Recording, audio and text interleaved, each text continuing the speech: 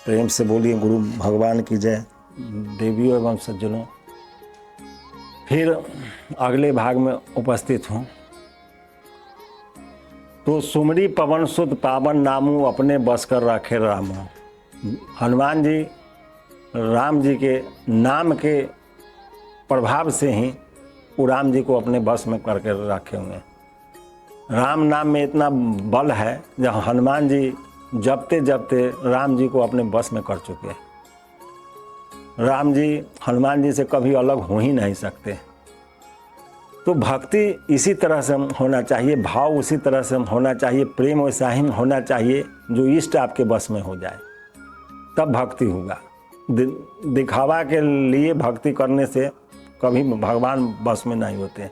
इसलिए मन वचन कर्म छाड़ी चतुराई। मन वचन कर्म से यदि चतुराई छोड़ के आप प्रभु का नित्य निरंतर प्रेम से भजन चिंतन और मनन करते हैं तो भगवान आपके बस में हो जाते हैं। भगत के बस में है भगवान। अनेकों लोग, अनेकों महापुरुष भगवान को बस में करके रखे, इसमें कोई संदेह नहीं है। और आज भी जो हैं उस तरह के, उस स्तर के महापुरुष उनके बस में भगवान आज भी हैं, इसमें भी कोई संदेह नहीं। और आगे भी जो होंगे उनके भी बस में वो होंगे ही होंगे। तो नाम का प्रभाव बहुत। तो जब राम जी वनवास से लौट के आए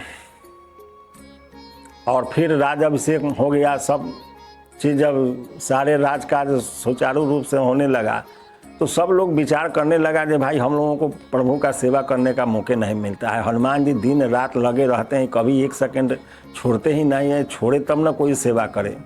अब सब लोगों को लगा कि भाई हनुमान जी को अब थोड़ा साइड करने का समय आ गया है, हम लोग थोड़ा सेवा करें, हम लोगों को सेवा का मौका नहीं मिलता है। तो सारे मंत्री और तीनों भाई, सारा जितना दास दासियाँ सब लोग मिल करके एक लिस्ट बनाया। लिस्ट बना के सबके अपना अपना काम के अनुसार सबका काम बांटा गया। जो फलाना आदमी उनको भोजन कराएगा, फलाना आदमी उनका आचमन करेगा, फलाना सिंहासन करेगा, सबका अपना अपना काम जैसे बांट दिया गया। आज जब सब आदमी का काम बट गया तो उसमें हनुमान जी को छाट दिया गया। हनुमान जी के लिए उसमें कोनो काम ही नहीं छोड़ा गया, क्योंकि सब लोग देख रहा था कि हनुमान जी 24 घंटा यहीं रहते हैं और वो यहाँ से अलग जाए, उनको छोड़े तब ना कोई उनका सेवा करे। अब वो कभी छोड़बे नहीं करते थे, इसलिए लोग सोचा कि उनको साइड कर दिया जाए बुद्धि से। एक लिस्ट बना करके उस पर प्रभु श्री राम से हस्ताक्षर करवा लिए। प्रभु श्री राम हस्ताक्षर कर दिए, अब सबका काम बट गया। अब हनुमान जी आए तो सब लोग कहा कि भाई आप आ गए, अब तो यहाँ सबका काम बट गया। देखिए लिस्ट पढ़ लीजिए, आप तो अपने बल बुद्धि विद्या के दाता हैं, आपके पास खुद समझ है, विशेष समझाने का ज़रूरत नहीं है। इस लिस्ट को पढ़िए और उस पर प्रभु का हस्ताक्षर भी है, इसलिए आपका तो उसमें नामे नहीं है। तो हनुमान जी सोचे थे भाई कोई ना कोई तो काम जरूर बचा हुआ होगा, तो नहीं, कोई काम नहीं बचा हुआ है, सारा काम बटा हुआ है। इसलिए अब कोई काम होगा तो आपको बताया जाएगा, ना तो आप कुछ दिन आराम में रहिए, छुट्टी में आप रहिए। तो हनुमान जी कहें भाई प्रभु के से हम दूर रह ही नहीं सकते हैं, राम जी के बिना हम एक सेकंड नहीं रह सकते हैं, हम अलग कैसे रह जाएं, हमारा तो जीवन का आधार ही है। तो सब लोग अपना अपना काम बांट कर, उनको कोनो काम ही नहीं दिया। तो सारा काम जब देख लिया गया तो उसमें ये वो काम हनुमान जी के समझ में आया, ये वो काम बचा हुआ है। तो काम क्या था, तो लोगों को उबासी आता है तो लोग चुटकी बजाता है उबासी आने पर। तो हनुमान जी सोचे थे ये वो काम बचल है। तो हनुमान जी कहें कि चलिए ये हम वही काम करेंगे, जब प्रभु उबासी लेंगे तो हम चुटकी बजाएंगे। तो सब लोग देखा कि ठीक है, चलिए अब जखनी उबासी आएगा उखनी ना चुटकी बजाइएगा। तो हो गया। अब सब लोग अपना अपना काम करने लगे, अपना अपना काम में सब लोग लग गए।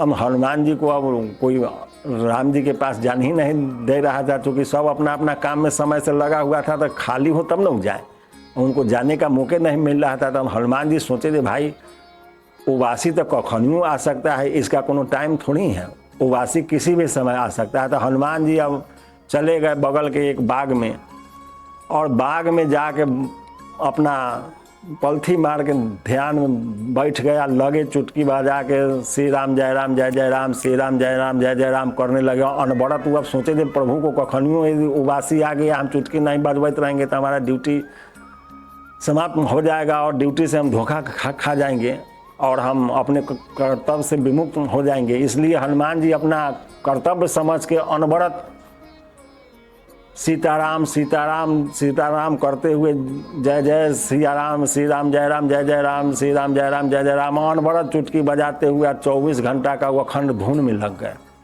अब प्रभु श्री राम को जो उबासी आया से अब उनका मुँह नहीं बंद हो रहा था, मुंह जो खुला से खुले रह गया।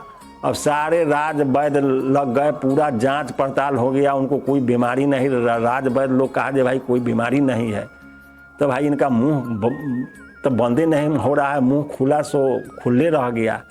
अब सब लोग चिंता में है, पूरा राज भवन तबाह हो गया, सारे मंत्री सब सखा संबंधी सब लोग परेशान हो गए कि भाई इनको रोग आखिर कौन हो गया, जो इनका मुंह खुला तो बंदे नहीं हो रहा है। सारे वैद्य लोग भी हाथ खड़ा कर लिए जो कोई रोग है नहीं, तो है क्या। तो फिर वशिष्ठ जी को बुलाया गया, गुरु महाराज के, भाई गुरुए महाराज कोई उपाय बताएंगे इनको आखिर कौन रोग है। तो जब वशिष्ठ जी आए तो देखे तो कहें कि रे भाई तो भगत के बस में रहने वाले हैं प्रभु राम, कोई ना कोई भक्त इनका जरूर भजन चिंतन मनन कर रहा है, जिससे ही इनका मुंह जो खुला से बंद नहीं हो रहा है। तो भाई अब वशिष्ठ जी कहें जो यहाँ सब भक्त यहाँ उपलब्ध है कि नहीं, तो सब लोग कहा कि ना सारा भक्त है इसी जगह। तो फिर वशिष्ठ जी कहें जो हनुमान को नहीं देख रहे हैं, तो सब लोग कहा जो हाँ हनुमान जी नहीं है, हनुमान जी नहीं है। तो फिर हनुमान जी नहीं है तो हनुमान जी है कहाँ। अब वशिष्ठ जी कहें जो हनुमान जी को खोजो। हनुमान जी के जब खोजा गया तब हनुमान जी एक बगीचा में अखंड अपना श्री राम जय राम जय जय राम, श्री राम जय राम जय जय राम के धुन लगाए हुए चुटकी बजाए के एकदम मस्त थे प्रभु के भजन में। अब हनुमान जी को जब ये बात कहा गया कि प्रभु का हालत बहुत ख़राब है, उनका मुंह खुला बंदे नहीं हो रहा है, बचेंगे चाहे ना बचेंगे, तो हनुमान जी सुने जब प्रभु पर कोई संकट आ गया तुरंत वहाँ से आए।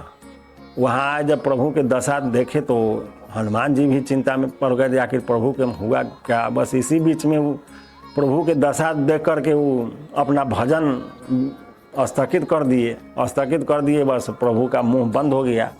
जब प्रभु का मुंह बंद हो गया तब जैसे सब लोग पूछा जे भाई काहे आपका ओखनी से मुंह नहीं बंद हो रहा था, मुंह बंद हो गया। तब प्रभु श्री राम कहे कि भाई हमारा भक्त हनुमान हमारे लिए अनबड़त चुटकी बजा रहा था और उबासी के समय ही इसको चुटकी बजाना है, तो हमारा मुंह खुला और जिस भाव से चुटकी बजा रहा था तो हम मुंह हमारा बंदे नहीं हो रहा था, चुटकी बंद करता तब ना हमारा मुंह बंद होता, इसलिए अनबड़त मुंह खुला तो खुले रह गया। तब सब लोग के समझ में आया रे नहीं हनुमान जी के बिना यहाँ कोई काम नहीं होने वाला है और हनुमान जी ही राम जी के सेवा सही से कर सकते हैं। बाकी लोग जो है बाकी लोग अपना अपना स्वार्थ से सेवा बांटते हैं, लेकिन हनुमान जी का तो निस्वार्थ सेवा अनवरत है। इसलिए अब सब लोग सोचा कि ना अब इसको इस लिस्ट पर विचार करना चाहिए। तब वशिष्ठ जी पूछे थे लिस्ट बना सो कहाँ है, तो जब लिस्ट आया तो लिस्ट देख के पढ़ लिया और कहें इसको फाड़ के सरजू जी में विसर्जित कर दीजिए और हनुमान जी के हवाले राम जी को छोड़ दीजिए। तब से सारे भक्त लोग फिर साइड हो गए और हनुमान जी ही मुख्य सेवक के रूप में रह गए। तो राम रसायन तुमरो पासा सदा रहो रघुपति के दासा। तो उनको तो अष्ट सिद्धि नवनिधि के दाता अस्वर्दिन जानकी माता, उनको तो माता जानकी उनको वरदान दे चुके हुए थे जो तुम सदा उनका दास रहो। तो फिर हनुमान जी को अब बीच से कोई हटाना चाहता तो संभव था नहीं, इसलिए मन वचन कर्म से सेवा में लगे तो लगल ही रह गए और उनका सेवा पक्का हो गया। उस दरबार में भी सब लोग हट गए। तो कहने का तात्पर्य है कि प्रभु को दिखावा का जरूरत नहीं है, आप मन वचन कर्म से कहीं भी उनका यदि भजन चिंतन मनन यदि कर रहे हैं तो वो आप ही का है। आप कितनों समीप में है, कुछ भी है, कितना हूँ नियम से चल रहे हैं उनके सामने और कुछ भी दिखावा कर रहे हैं, लेकिन जब तक मन से समर्पित नहीं होगा, जब तक मन उनके चरणों में नहीं झुका और कोई छल प्रपंच आपके अंदर नहीं रहा, तभी वो आपके हाथ में और आपके बस में आएंगे। नहीं तो फिर सारा दुनिया भजन कर ही रहे हैं, लेकिन भाव क्या है वो तो भजन करने वाले ही जानते हैं। लेकिन भाव जो जो प्रकट किए हैं जो भी भक्त, सबके पास प्रभु आए हैं, इसमें कोई संदेह नहीं है। ये कथा महापुरुषों के अब प्रभु के मिलन का शास्त्रों में भरा पड़ा है। तो आगे भी जो मन वचन कर्म से उस प्रभु के चरणों में समर्पित होकर जो उनका भजन चिंतन मनन करेंगे, उनके साथ भी प्रभु उसी तरह से रहेंगे जैसे हनुमान जी के साथ हैं। लेकिन हनुमान जी के तरह मन वचन कर्म से आप भक्त हम आप बनिए, तभी तो प्रभु हम लोगों के साथ हों। इसलिए सब कुछ छोड़ करके, सारे दुनिया के प्रपंच को छोड़ करके एक प्रभु के शरण ग्रहण करिए और राम राम का भजन करिए। यदि राम राम रट रहे हैं तो सारा दुख, सारे ग्रह, सारे रोग पीड़ा भूत पिशाच, सारा याधि व्याधि सब समाप्त हो जाएगा। जो दुर्भाग्य में जो लिखा हुआ है वो भी सौभाग्य में बदल जाएगा। जितना भी दुर्दशा आपके भाग में यदि लिखा हुआ है, यदि आप प्रभु का नाम का चिंतन भजन मनन करते हैं तो सब कट जाएगा, सब सौभाग्य में बदल जाएगा, दुर्भाग्य सौभाग्य हो जाएगा। तो मंत्र महामणि विषय ब्याल के, मीटत कठिन कुंक भाल के, जो भी लिखा हुआ है सब समाप्त होके और सब जो है आपको अच्छे फल के रूप में बदल जाएगा। इसलिए हर परिस्थिति में राम कहत चलू, राम कहत चलू, राम कहत चलू भाई रे, और ना ही तो भव बिगाड़ में पड़ी है छूटत अति कठिनाई रे। यदि प्रभु का भजन चिंतन मनन सही मन से नहीं कर रहे हैं, यदि दिखावा कर रहे हैं, तो फिर भव बिगाड़ में पड़ जाइएगा। अब भव बिगाड़ में पड़ गए तो फिर छूटना कितना मुश्किल है, वो पूरे शास्त्र में लिखा हुआ है, अब महापुरुषों के द्वारा कहा गया है। तो इसलिए सबको समझ करके एक राम नाम के शरण में जाइए, सारा काम आपका बन जाएगा, आपका कल्याण हो जाएगा, उद्धार हो जाएगा और आप समस्त रोग शोक और चिंताओं से मुक्त हो जाइएगा। इसमें कोई संशय नहीं है। फिर अगले भाग में जय गुरुदेव।